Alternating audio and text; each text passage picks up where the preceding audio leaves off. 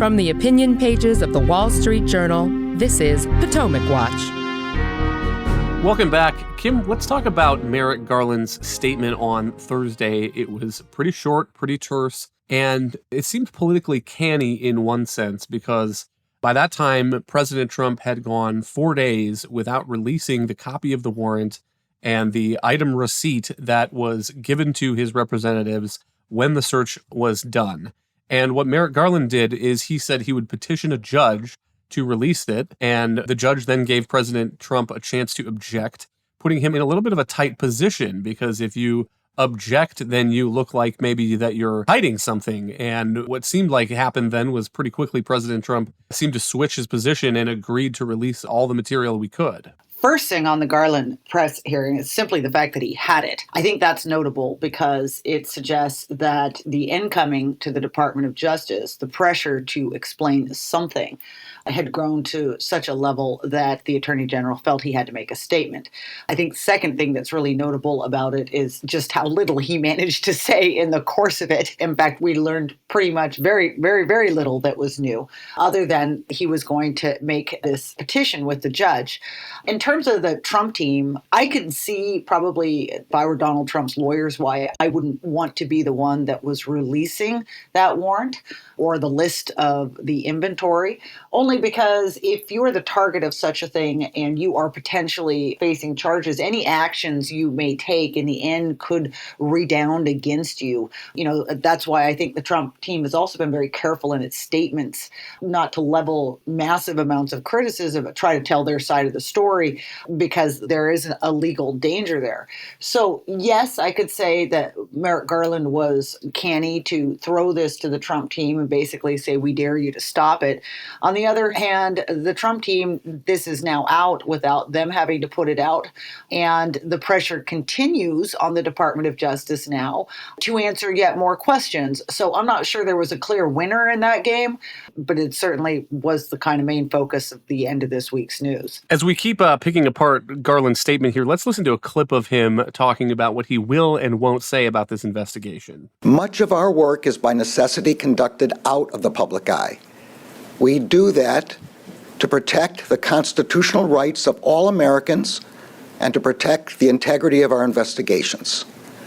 Federal law, long-standing department rules, and our ethical obligations prevent me from providing further details as to the basis of the search at this time. There are, however, certain points I want you to know. First, I personally approved the decision to seek a search warrant in this matter. Second, the department does not take such a decision lightly. Where possible, it is standard practice to seek less intrusive means as an alternative to a search and to narrowly scope any search that is undertaken. Alicia, what do you make of the Attorney General's discretion here? I mean, I have a little bit of sympathy for his position that the Justice Department should do this by the book. And one of the things that might be on his mind is, recall FBI Director Jim Comey's disastrous press conference sort of clearing Hillary Clinton in the email investigation while saying that she had done things wrong. I mean, maybe the Justice Department is trying to avoid another spectacle like that. Well, I think that the Justice Department's procedure and protocol is generally not to announce in the case of investigations if they're clearing an individual. Comey went into much more detail than he needed to, and that made the FBI and the Justice Department look pretty bad, especially since he one-upped his direct supervisor, the Attorney General. In this case, Garland was put in a bit of a box because here the FBI had already raided Trump's house, Mar-A-Lago, and this information was already public. And so he wasn't actually going out in front and making something public that wasn't already known. In some cases, he was trying to explain away with as little information as possible what the Justice Department was up to. Now, at least he took some credit. I mean, there were some news reports that already said that he had signed off, though others left that kind of murky and suggested that maybe he hadn't signed off on the warrant, and the Biden administration, the White House in general, was in the dark. I think that was obviously very dubious. But here he actually took credit for doing so and clarified that they had sought, at least apparently had sought, less intrusive means to obtain these documents. Again, what are these less intrusive means and how far did they actually go? It's not clear. Where I thought he was a little gratuitous was in lauding the FBI agents for their hard work and trying to dispel any doubt among the public that there could be anything amiss or any bad motives here.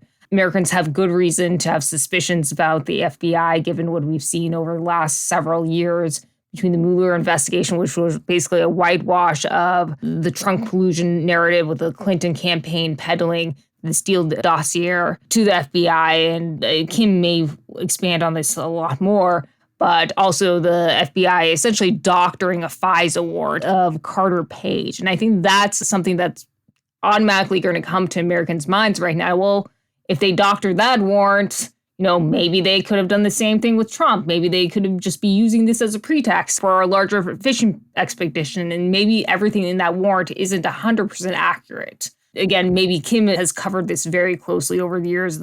And I'm sure she can expand more on that. Yeah, Kim, what do you make of that question? Merrick Garland trying to defend the FBI, the Justice Department here. I mean, I understand why there are a lot of Americans who are distrustful of the FBI. On the other hand, there are figures in Trump world who are suggesting that maybe the FBI was planting evidence in the boxes that it took out of Mar-a-Lago. And this is the Truth Social. I almost called it a tweet, but it's not really a tweet anymore. From President Trump, he says, nuclear weapons issue is a hoax, just like Russia was a hoax. 2 impeachments were a hoax. The Mueller investigation was a hoax and much more.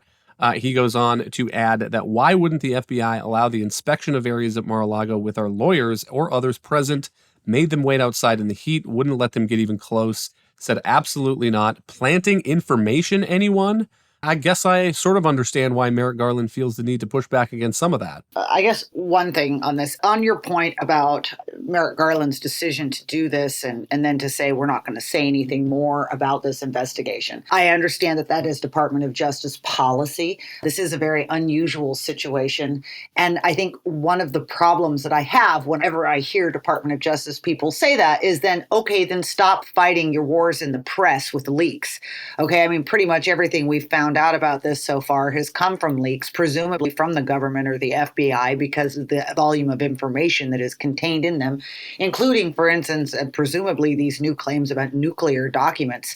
And so if you're going to keep your investigation quiet, keep it quiet. And I would just contrast, by the way, with Special Counsel John Durham, whose operation truly is a black box. That's the way the Department of Justice is supposed to operate. But this sort of incrimination by leaks is a growing problem with DOJ and the FBI. On the issue, I get that Merrick Garland can't throw his people under the bus, but maybe just don't say anything at all, because it's a little offensive to all the Americans out there who rightly have a lot of criticism and doubt and distrust of the FBI, whether it's because of the Carter Page warrants, whether it's because of the bigger Russia collusion hoax, whether it's because of what happened to Mike Flynn. Some people remember that, or more recently, the whole scandal over U.S. gymnastics and Nasser. Look, there are thousands of really good, hardworking FBI agents and probably people in the Department of Justice too. And we cannot, condemn them all. But one of my frustrations, and I'm sure that of many Americans, is just to watch official after official, whether it's Christopher Wray at the FBI or it's Merrick Garland, refuse to even acknowledge that their organizations have been hugely damaged and that they have an obligation to try to recoup that trust. And that is why this raid, too, I think even in the best of times, we had a former FBI agent who wrote on our pages, Thomas Baker, that, in the best of days, such a questionable decision as this, as raiding a former president's house, would be something that the FBI would be hard-pressed to weather through.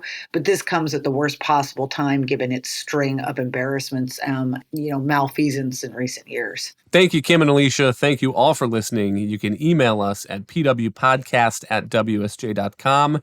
If you like the show, please hit that subscribe button on your favorite podcast app. We'll be back next week with another edition of Potomac Watch.